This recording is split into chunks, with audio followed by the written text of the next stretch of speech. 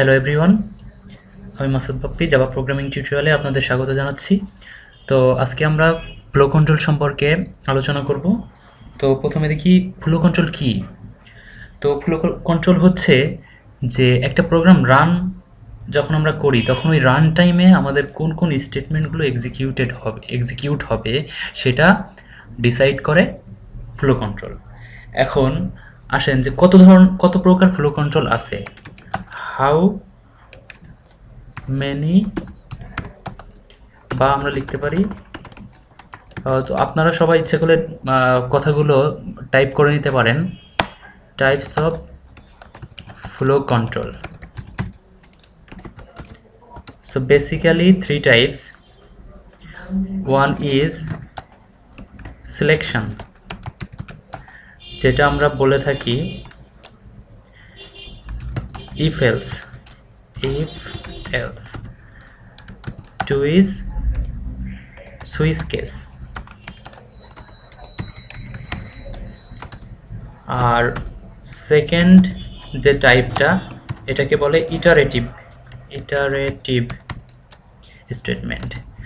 So কয় ধরনের iterative statement আছে? আমরা হোয়াইল, টু হোয়াইল এবং for loop, for each loop.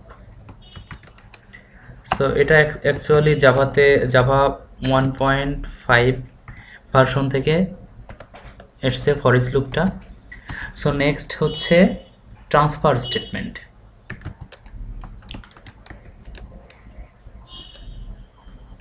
Transfer statement. So কয় ধরনের ট্রান্সফার স্টেটমেন্ট আছে? ব্রেক, কন্টিনিউ, রিটার্ন,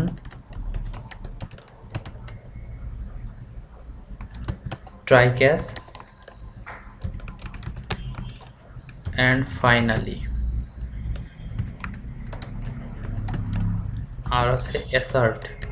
তো আমরা ব্রেক আর কন্টিনিউ দেখব, আর ট্রাই ক্যাচ, ফাইনালি এগুলো আমরা অ্যাসার্ট, এগুলো আমরা এক্সেপশন হ্যান্ডেলিংয়ে টিউটোরিয়ালগুলোতে দেখব। তো প্রথমে আসি সিলেকশন অপারেশন স্টেটমেন্টটা কি, সিলেকশন কোনগুলোকে বলতেছি। তো সিলেকশন বলতে আমরা বোঝাচ্ছি যে আমাদের যদি কতিপয় অপশন থাকে তাহলে তাদের ভিতরে কোন অপশনটা এক্সিকিউট হবে, কোন স্টেটমেন্টটা এক্সিকিউট হবে, তখন আমরা সেই ক্ষেত্রে সিলেকশন লাইক ইফ এলস অথবা সুইচ কেসে যাব। তো আপনারা লিখে নেন সিলেকশন কাকে বলে। সিলেকশন হলো among several options, only one option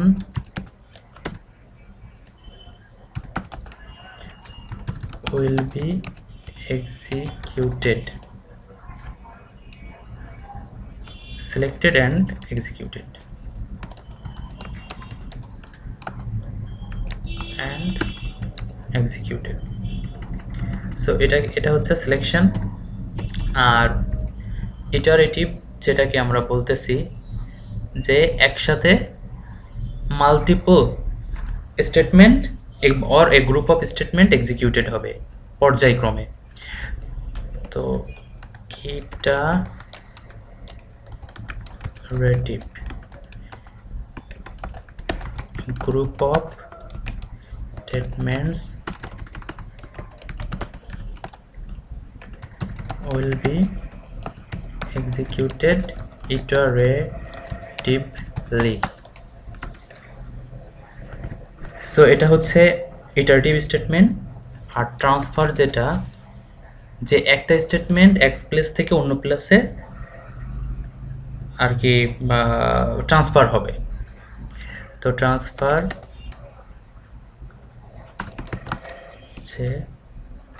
to transfer 1 the control 1 place to another place is transfer statement. তো ফ্লো কন্ট্রোল আসলে অ্যাকচুয়ালি আমাদের যে কোন অর্ডারে স্টেটমেন্টগুলো এক্সিকিউট হবে রান টাইমে সেটা নির্ধারণ করে। তো আমরা প্রথমে আজকে দেখব যে ইফ এলস। ইফ এলসের আজকে টিউটোরিয়ালে জাস্ট ইফ এলস দেখব। তো ইফ এলসে চলুন আমরা দেখি কিভাবে এর সিনট্যাক্সটা লেখে। ইফ তারপরে ইফ লিখবেন, দেন এখানে হবে কন্ডিশন, তারপরে একটা ব্লক আসবে, সো এখানে থাকবে স্টেটমেন্ট, আর দেন এলস হবে ব্লকটা যেখান থেকে শেষ হবে জাস্ট তারপর থেকে এখানে থাকবে স্টেটমেন্ট। তো যদি এখানে মাল্টিপল স্টেটমেন্ট থাকতে পারে, তো এই ব্লকটা যদি আপনার সিঙ্গেল স্টেটমেন্ট হয় তাহলে ব্লকটা না দিলেও চলে, বাট আমরা অলওয়েজ ব্লক দিব। আর মাল্টিপল স্টেটমেন্ট এখানে আপনার থাকতে পারে। তো এখানে কন্ডিশন, এবং এই কন্ডিশনটা অলওয়েজ কি হবে, অলওয়েজ বুলিয়ান টাইপ হবে। বুলিয়ান টাইপ বলতে আমরা কি বোঝাচ্ছি, যে ট্রু আর ফলস, অন্য কোনো বুলিয়ান ছাড়া অন্য কোনো টাইপ হলে আপনাকে একটা কম্পাইল টাইম এরর দেখাবে। তো চলুন আমরা একটা প্রোগ্রাম করে টেস্ট করি যে আসলে এই কথার সাথে আমাদের মিলে কিনা। তো আমরা একটা নিউ ফাইল নেই, আজকে আমরা আইডি ব্যবহার করব, বাট আমরা কম্পাইল করে দেখব যে আসলে কি হয়। তো ক্লাস তার আগে সেভ করি, এটা আমার ডেস্কটপের আমি একটা ফোল্ডারের ভিতরে, ফ্লো কন্ট্রোল নামে ফোল্ডারের ভিতরে আমি এটা সেভ করতেছি। আমার ক্লাস ফাইলটা নাম দিলাম যে ইফ ডেমো।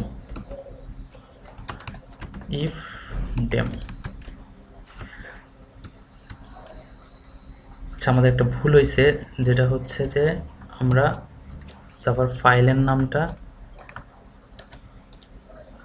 ভুল করছি, ডট জাভা দেই নাই, if demo dot Java. Okay, so class if demo, তারপরে public static void main string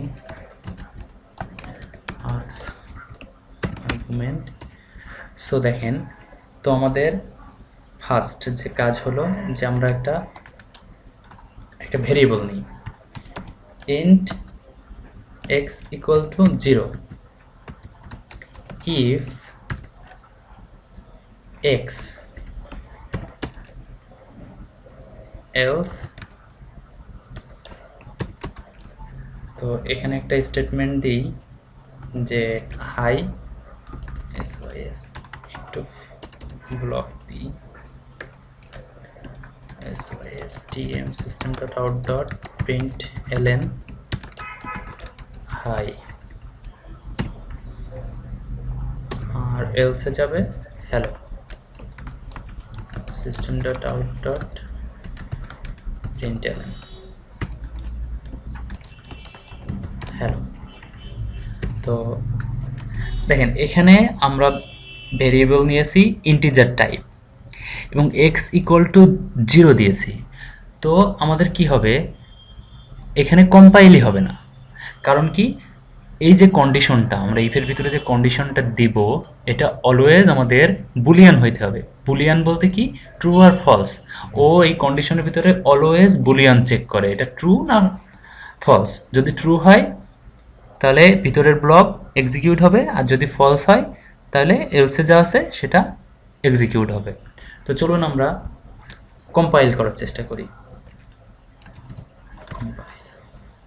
CD desktop CD flow control নামে ইয়া ছিল, Java C if demo dot Java. So দেখেন এখানে বলছে যে int can not be converted to boolean. কারণ কি, জাভাতে কিন্তু সিতে যেমন 0 বলতে ফলস বোঝাইতো এবং 1 বলতে ট্রু বোঝাইতো, জাভাতে ওটা বুঝে না। জাভা অলওয়েজ ট্রু ফলস বুঝে। তো আমাদের যদি এটা বুলিয়ান টাইপ হইতো, বুলিয়ান এক্স ইকুয়াল টু যদি ট্রু হইতো, ওকে, তাহলে কি হইতো? চলুন রান করি।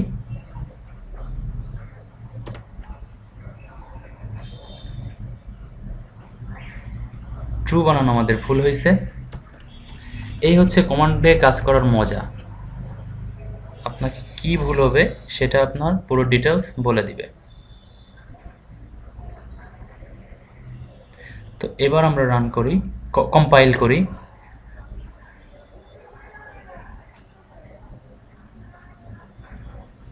এটাকে সেভ করি নাই, এবার রান দিই। হ্যাঁ, এবার কম্পাইল হয়েছে। এবার কি করব আমরা? এবার রান করব। তো রান করার জন্য জাভা ইফ ডেমো হাই, যেহেতু কন্ডিশনটা ট্রু সেহেতু আমাদের হাই প্রিন্ট হয়েছে। তো অলওয়েজ জাভা এখানে আমাদের কি চেক করবে? ট্রু আর ফলস চেক করবে। তো আমরা আরও কয়েকটা উদাহরণ দিয়ে দেখি। সো এখানে যদি আমরা suppose integer x equal to 10 ধরে নিই, এবার আমরা লিখি যে ইফ x ইকুয়াল টু 20, আপনারা একটু অনুমান করেন যে এটা কি আসলে কোনো কম্পাইলেশন এরর হবে কি হবে না। তো এখানে আসলে কম্পাইলেশন এরর আসবে, কারণ ইকুয়াল হচ্ছে অ্যাসাইন, ইকুয়াল আমাদেরকে অ্যাসাইন করে, অ্যাসাইনমেন্ট অপারেটর, ওকে। আর ইকুয়াল ইকুয়াল ডবল ইকুয়াল হচ্ছে কম্প্যারিজন। তো এখানে যদি আমাদের ইকুয়াল দিই তাহলে দেখেন ও বুলিয়ান চেক করে না, ও একটা বলবে যে কনভার্টেড। তো এখানে যে আমরা জাভা সি দিই, ও বলতেছে যে int can not be converted to Boolean. তো আমরা যদি এখানে ইকুয়াল ইকুয়াল দিই তাহলে কি হবে? তাহলে এটা ফলস হবে, কারণ এক্স কিন্তু 10-এর সমান না, তো হ্যালো প্রিন্ট করবে।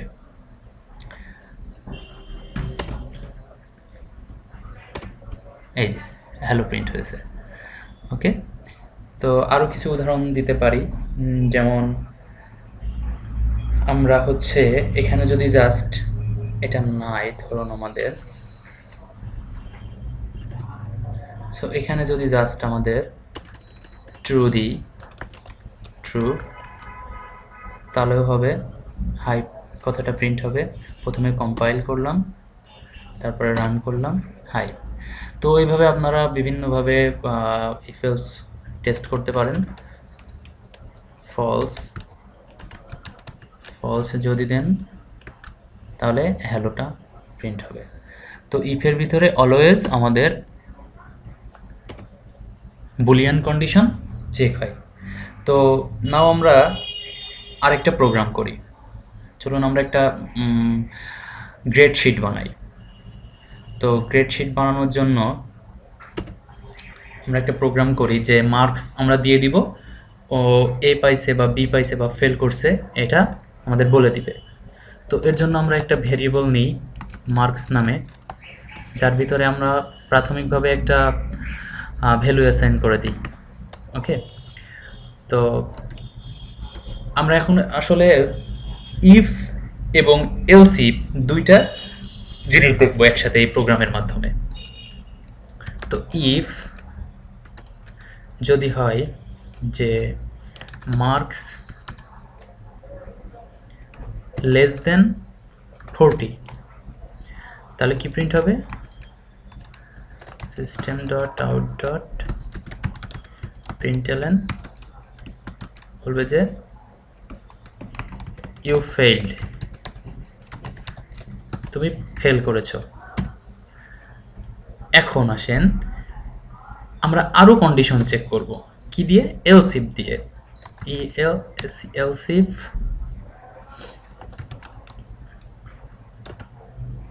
Else if marks greater than equal, যদি 40, আমরা একটা রেঞ্জ দিয়ে দেব যে এত থেকে এত এর ভিতরে হলে তুমি এত গ্রেড পাবা।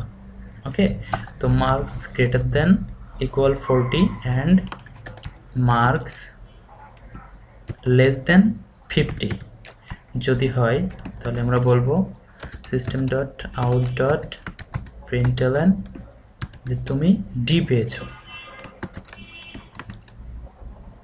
your grade is D. Okay, else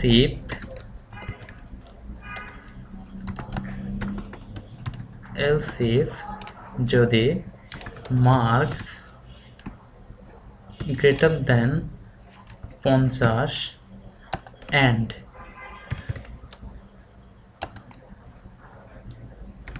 marks less than 60 হয়, তাহলে আমরা বলবো system dot out dot println your grade is, আমরা বলি C বলি, then else if marks greater than, আমরা এক কাজ করি, আমরা এত কথা না লিখে আমরা কপি পেস্ট করি, এটা হচ্ছে একটা তাড়াতাড়ি করার জন্য আর কি, আপনারা বোরিং হইতে পারেন, কন্ট্রোল ভি। তো এখানে আমরা কি করে দিব যে একই কথা, যেহেতু আমরা দিব 60 এবং মার্কস যদি লেস দেন 70 হয় তাহলে তুমি পাবা ডি। ওকে, নো ডি না, বি। সো নেক্সট, যদি 70 থেকে এখানে একটা ইকুয়াল চিহ্ন হবে,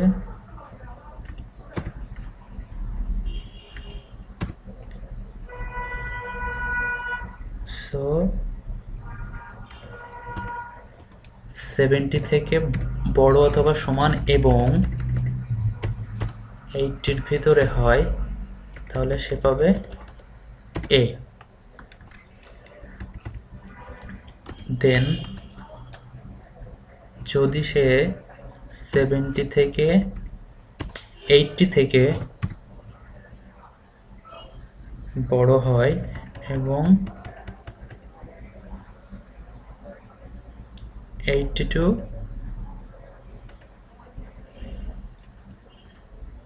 এবং 100 এর থেকে ছোট হয় তাহলে সে পাবে এ প্লাস। আর কোনো কন্ডিশনই যদি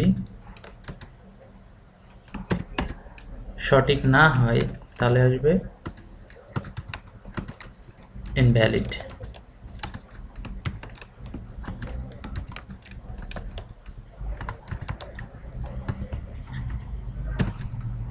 তো এই মোটামুটি আমাদের প্রোগ্রাম হয়ে গেল গ্রেডশিট বানানো, যে আমরা এখানে যে মার্কসটা দিচ্ছি, এই যে মার্কসটা, তো এই মার্কসটা এই যে কোনো একটা কন্ডিশনের সাথে মিলে গেলেই তার স্টেটমেন্টটা এক্সিকিউট হবে। তো এখানে আছে 55, তো এই 55 কোন কন্ডিশনে মেলে দেখেন, এখানে 40 to 50 এর ভিতরে, এই রেঞ্জের ভিতরে মিলে না, বাট এখানে বলছে মার্কস, এই যে মার্কসটা গ্রেটার দেন, হ্যাঁ 50 থেকে গ্রেটার দেন এবং 60 থেকে less than.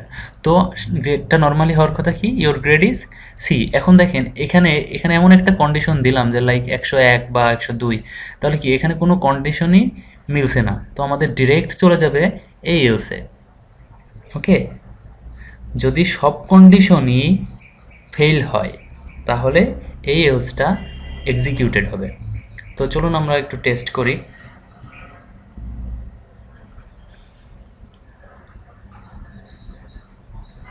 So Java C,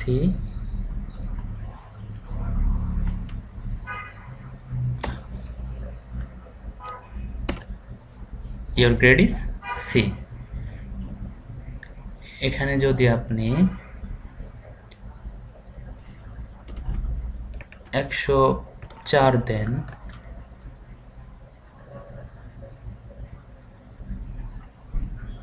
তাহলে যদি আমরা রান করি, ইনভ্যালিড। কারণ কি, আমাদের কোনো কন্ডিশনের, আমাদের কোনো শর্তের সাথেই এটা মিলে না। তো সেমভাবে আমরা নেস্টেড ইফও করতে পারি। নেস্টেড ইফটা কি আমরা একটু দেখি। আমরা আরেকটা প্রোগ্রাম অন করি, তো ক্লাস আমরা দেখি সরাসরি কোড করি। তো নেস্টেড মানেই হচ্ছে একটার ভিতরে আর একটা। তো nested test dot Java class nested test, আমাদের class public static void main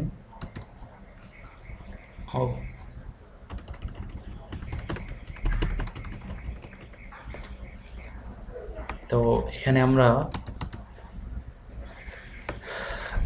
দুইটা ভেরিয়েবল নিই, int x equal to like 30, integer y equal to আমরা দিলাম 10।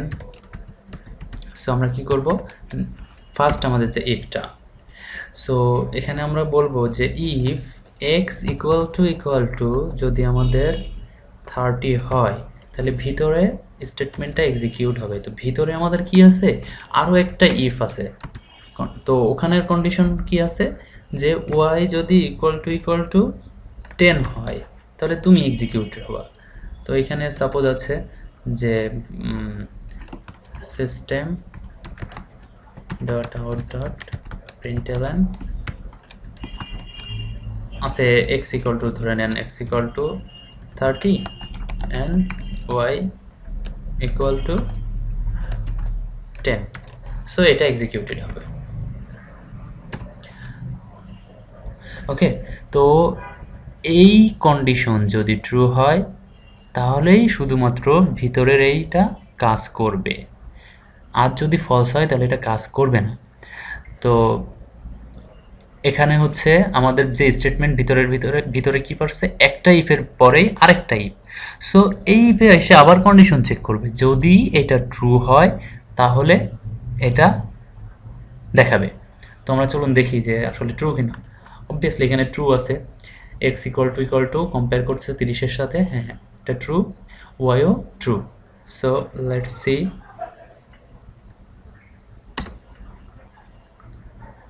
ও সরি, আমরা হচ্ছে এবার চেক করব হচ্ছে জাভা ছি নেস্টেড জাভা। তো জাভা নেস্টেড টেস্ট, এই যে x equal to 30 and y equal to 10। তো এই মূলত আমরা আমাদের যে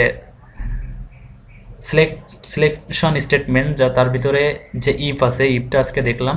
সো নেক্সট দিন আমরা সুইচ এর একটা প্রোগ্রাম করে দেখব এবং সুইচের কি কন্ডিশন আছে সেগুলো চেক করে দেখব। সো আজকে আপাতত এই পর্যন্ত, সবাই ভালো থাকবেন, আল্লাহ হাফেজ।